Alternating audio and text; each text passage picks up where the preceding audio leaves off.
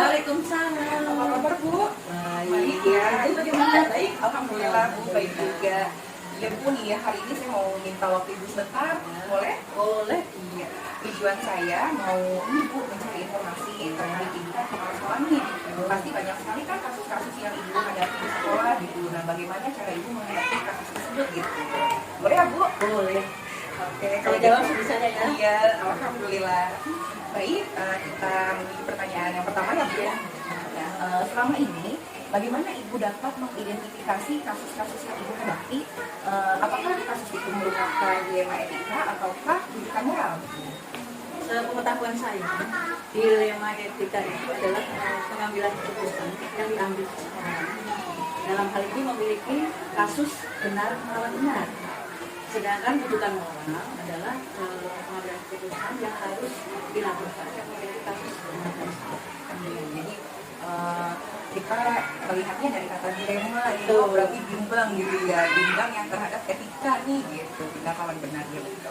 Nah kemudian Bu, bagaimana Ibu menjalankan pengambilan keputusan di sekolah itu, terutama untuk kasus di mana ada dua kepentingan yang sama-sama benar gitu, atau sama-sama mengandung nilai-nilai kebajikan? Yang sudah saya alami yang sudah saya alami itu saya mengidentifikasi dulu dengan melihat nilai-nilai kebajikan tersebut bermanfaatkah untuk orang lain atau hanya bermanfaat untuk diri. Tapi itu harus kita pertimbangkan dengan baik, mana yang dirasakan harus dirasakan oleh orang lain dan mana yang individual. Dalam hal ini karena saya bekerja di sekolah, manfaatnya harus lebih banyak dirasakan siswa, guru, sekolah, guru. Jadi dan sekali ya Bu, kita sebagai ibu, sebagai kepala sekolah gitu, dalam mengambil keputusan tentunya harus yang bisa bermanfaat bagi warga sekolah gitu ya Bu, ya seluruh guru, seluruh siswa maupun KPU gitu ya, bukan hanya guru tersebut aja gitu ya Bu. Jadi memang harus bijak gitu ya Bu, jadi kepala sekolah tuh. Ini Bu, saya punya dilema ketika saya alami seorang guru yang dalam kemudian di sisi lain kita kan harus menjalankan tugas tepat. Di sisi lain beliau terlalu karena menguruskan yang di rumah tidak ada coba tapi saya harus bisa mengambil Tahu ya Bu ya, di satu sisi kita juga berempati gitu melihat hal tersebut karena perawat orang tua merupakan salah satu tugas kita juga kewajiban kita sebagai anak gitu. Nah namun satu sisi beliau juga punya kewajiban di satu sekali terhadap anak-anak kelas gitu ya. Benar. Jadi dilema banget Bu ya kalau sudah menyangkut permasalahan empati itu ya. Nah kemudian langkah-langkah atau prosedur seperti apa yang biasa Ibu lakukan gitu selama ini? Yang pertama saya harus memahami nilai-nilai kebajikan. Yang kedua kemudian mengidentifikasi nilai-nilai kebajikan tersebut, identifikasi. Yang ketiga mengkonfirmasikan kasus yang ada dengan fakta yang sesuai dengan nilai-nilai kebajikan. Berhati dan beliau itu mengurus orang tuanya di rumah. Berhati dan saya harus tahu faktanya. Jangan hanya beliau izin, saya nggak terlambat karena ini sudah jadi kita juga harus cross check gitu ya Bu ya, apakah benar takutnya ini cuma alasan aja gitu, karena nanti kita tinggalnya iya dan ternyata itu bukan alasan sebenarnya gitu ya Bu. Kemudian setelah saya melihat fakta, saya harus menentukan keputusan apa yang harus saya ambil. Barulah saya bisa mengambil keputusan dengan bijak. Yang terpenting itu ya Bu, ya harus bijak. Bijak dalam arti tidak melanggar kode etik profesi dia. Dan keputusannya bermanfaat bagi orang banyak. Kemudian hal-hal apa saja yang selama ini dianggap efektif dalam pengambilan keputusan, khususnya pada kasus-kasus dilema etika? Yang efektif saya harus cepat menyelesaikan dengan pertimbangan tidak melanggar kode etik. Maaf, jadi tidak melanggar kode etik profesi tadi. Dan saya dan kebaikan itu gitu sih. Ya, jadi efektif atau tidaknya suatu keputusan kita lihat dari hasil akhirnya gitu ya Bu ya. Apakah tidak melanggar kode etik kita sebagai guru gitu ya. Terus apakah keputusan yang kita ambil juga membawa kebermanfaatan bagi orang banyak gitu ya Bu ya. Ya. Nah kemudian Bu, hal-hal apa saja yang selama ini merupakan tantangan dalam pengambilan keputusan nih? Tantangannya pada kasus dilema etika ini Bu? Tantangannya banyak sebenarnya Ibu, tantangannya banyak. Tapi yang paling menantang, yang paling sulit itu adalah konservasi. Karena kita sebagai manusia juga nggak nggak harus kalau bahasa singkat, nggak harus tapinya harus tegas, hatinya harus bijak, nah itu dia. Jadi kita harus tegas juga bijak. Itulah tantangannya. Tapi kita kalau udah menyangkut perasaan, kalau itu memang susah. Tapi bagaimana lagi kita juga harus tegas dalam hal itu. Betul. Memang yang sudah menyangkut masalah empati ya, sangat membuat dilematis sekali jadinya nih. Tapi harus selesai. Iya betul. Memang suatu permasalahan itu tidak boleh kita nanti-nantikan gitu ya Bu ya, harus segera ditangani, segera diselesaikan gitu ya. Kemudian, apakah Ibu memiliki kekakalan atau jadwal tertentu dalam menyelesaikan kasus-kasus dilema etika gitu? Misalnya, jika ada kasus, apa Ibu langsung menyelesaikan di tempat, atau Ibu punya jadwal tertentu nih untuk menyelesaikan kasus tersebut gitu? Lalu, prosedur seperti apa yang Ibu jalankan? Kalau jadwal Ibu, saya belum punya jadwal tertentu untuk menyelesaikan dilema etika tadi. Karena dilema etika itu juga datangnya tidak terjadwal. Datangnya sewaktu ada, tiba-tiba ada dilema etika. Nah, cara saya menyelesaikan bisa langsung saat itu diselesaikan, tergantung kebutuhan. Kalau memang harus hari ini diselesaikan, saya selesaikan. Tapi saya lihat dulu situasinya. Kalau besok saya selesai. Jadi sesuai kebutuhan saya. Jadi fleksibel gitu Fleksibel, ya. Fleksibel karena memang kasus itu datangnya tidak terduga. Iya, betul. Dan juga kita melihat urgensinya gitu Tidak ya. direncanakan. Yang namanya jadi tidak bisa kita nih membuat jadwal Tanggal berapa hari ini harus menyelesaikan tidak. Saat muncul, kalau saat itu juga tepat waktunya gitu, selesaikan saat itu. Tapi kalau memang harus besok pagi atau lusa, itu bisa juga. Kemudian adakah seseorang atau faktor-faktor yang selama ini mempermudah gitu atau membantu Ibu dalam pengambilan keputusan terhadap kasus dilema etika ini? Yang membantu saya terutama guru, kemudian pengawas bina saya, karena saya kalau ada masalah selalu saya musyawarahkan dengan guru mengenai jalan keluar masalah ini seperti apa. Kemudian saya konfirmasikan juga ke pengawas bina saya. Jadi dari pengawas bina itulah kita dapat masukan, dari guru-guru juga dapat masukan, disitulah saya bisa mengambil keputusan yang bijak. Jadi banyak juga yang berperan ya Bu ya di sini, pengawas dan juga guru-guru di sekolah. Nah, kemudian Bu, dari semua hal nih, semua kasus yang telah Ibu temukan, terus keputusan-keputusan yang telah Ibu buat gitu, apa yang dapat Ibu petik dari pengalaman Ibu mengambil keputusan ini? Yang saya petik dari pengalaman-pengalaman menyelesaikan kasus dilema etika, yang pertama saya ambil hikmah ya Bu. Banyak pelajaran di situ yang tadinya saya tidak tahu jadi tahu. Kemudian saya juga bisa lebih dewasa, saya juga lebih bijak, saya juga lebih tegas dalam mengambil keputusan. Terima kasih, banyak sekali manfaat ya yang Ibu dapat gitu. Dan saya bisa berbagi mungkin dengan Ibu kalau butuh ya apa namanya sharing ya. Jadi bisa sharing sama teman tentang sekolah saya dan ini seperti ini. Banyak sekali. Memang pasti itu Bu, saya juga di sini sebagai guru yang notabene sebagai pemimpin pembelajaran itu pasti ya pasti banyak mengalami dilema etika juga yang dialami kelas gitu ya terkait siswa-siswi. Nah, memang kita butuh sharing juga gitu ya terhadap orang yang lebih berpengalaman pada rekan sekolah misalnya rekan sejawat gitu. Ya Ibu, ternyata sudah banyak sekali informasi yang sudah saya terima dan saya peroleh dari diskusi tanya jawab kita. Saya hanya bisa menjawab. Iya, ini sudah sangat bermanfaat sekali bagi saya informasi dari Ibu. Jadi saya ini yang terima kasih banyak atas waktu dan kesempatan sudah meluangkan waktu. Saya akhiri pertemuan kita ya Bu, karena mungkin juga ada kepentingan, saya juga mau masuk kelas gitu. Kalau gitu terima kasih Bu. Assalamualaikum warahmatullahi wabarakatuh. Assalamualaikum Bapak. Bapak sehat? Alhamdulillah. Alhamdulillah. Ya Pak, jadi saya mau mengganggu waktu Bapak sebentar, boleh ya? Boleh. Ya.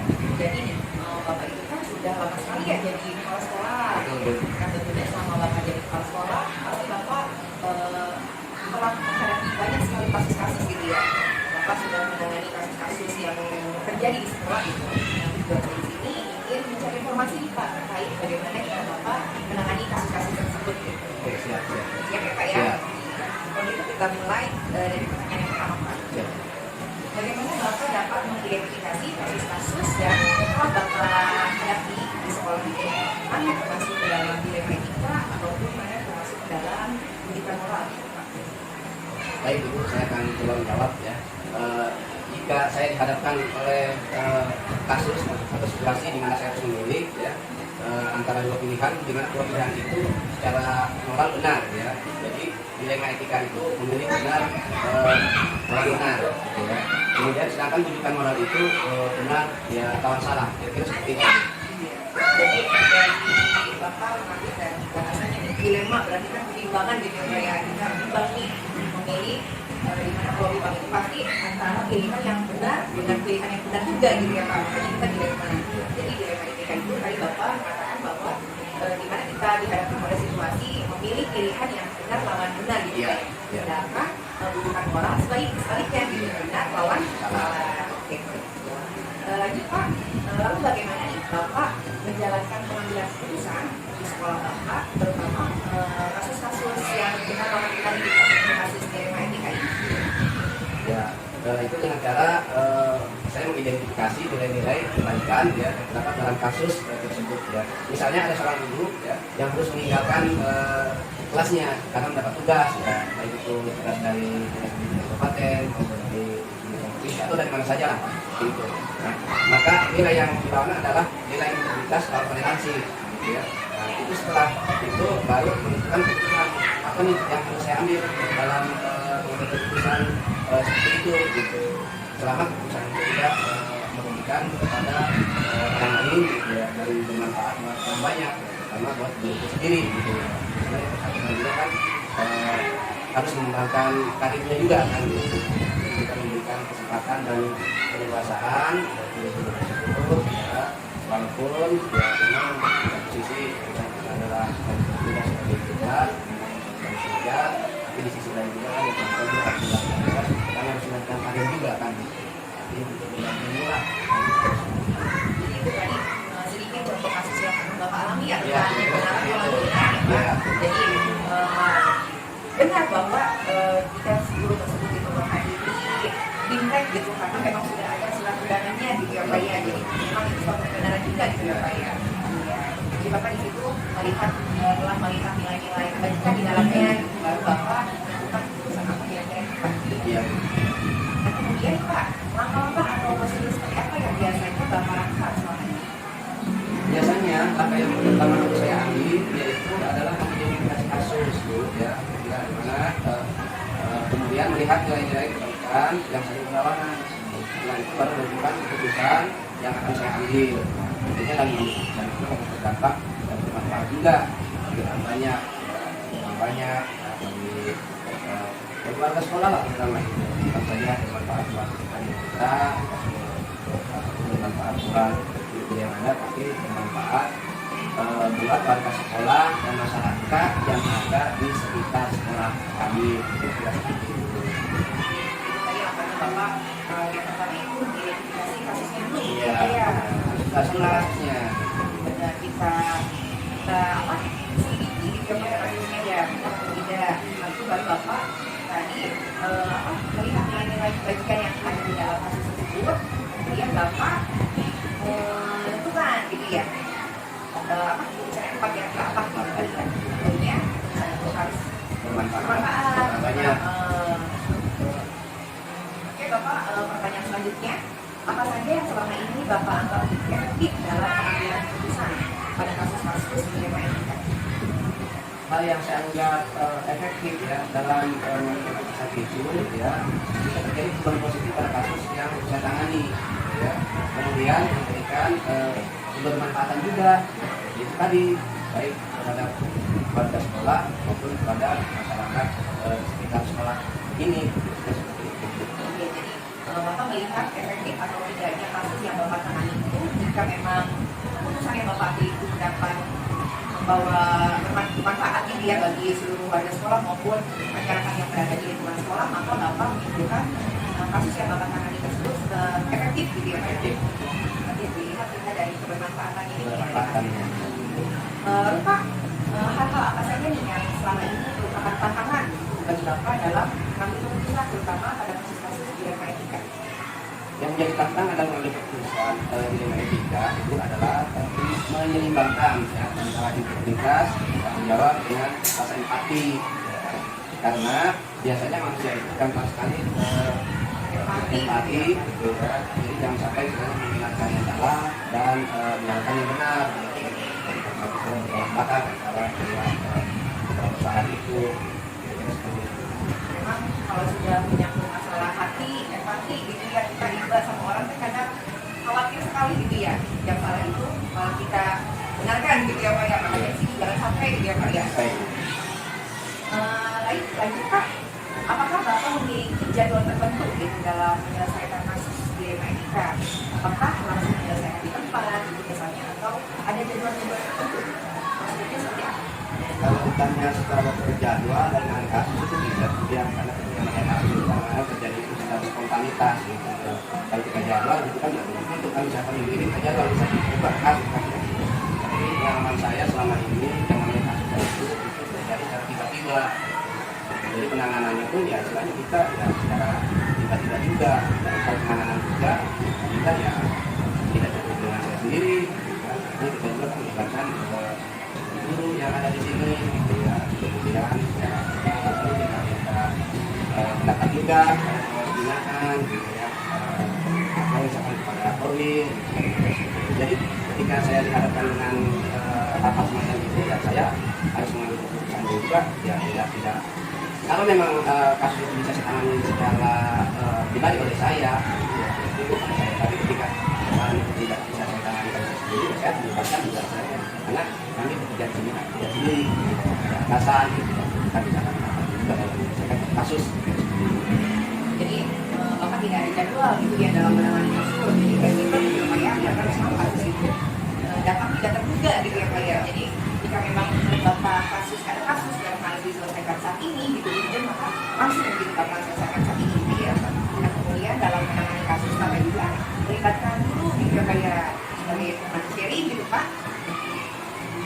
Nah, kemudian nih Pak, selain itu siapa lagi kira-kira orang-orang yang terlibat gitu yang Bapak libatkan atau ada faktor-faktor apa yang membantu Bapak dalam berkeputusan? Selama ini biasanya kami selalu melibatkan guru yang ada pada kami gitu ya. Biasanya dalam mencari solusi ya, misalnya kami berkonsultasi ya juga dengan pihak lain yang bisa kita jadi bareng gitu ya. Itu tadi seperti pengawas binaan gitu ya, Korwas, Korwil atau siapa saja lah yang kita ajak bicara yang bisa menyelesaikan persoalan yang semuanya itu masalah ini bisa selesaikan dengan baik. Sama guru yang ada gitu. Karena kita kan setiap hari itu kan ya berkali guru tapi dari orang sekolah pun tidak salah juga kalau kita akan pendapat juga kan. Karena semuanya ini kita kan sebenarnya di sekolah itu kan hidup dari sosial gitu. Nah, pertanyaan terakhir nih Pak, dari semua yang telah disampaikan sama Bapak gitu ya, pembelajaran apa nih yang dapat Bapak petik dari pengalaman Bapak selama mengambil keputusan?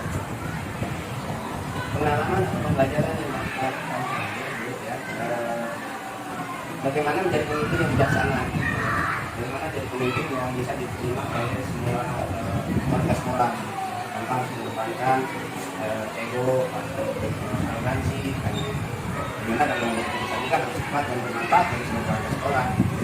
Jadi dalam hal tersebut kami ya menurut saya kurang lebih pembelajaran yang mendapatkan mobil dan yang ada selama ini yaitu ya, jadilah seorang pemimpin yang bijaksana yang bisa diterima oleh warga sekolah dan masyarakat yang ada di sekitar sekolah itu kira seperti itu. Banyak sekali ya Pak, dan banyak sekali informasi yang saya peroleh gitu dari hasil diskusi bersama Bapak gitu.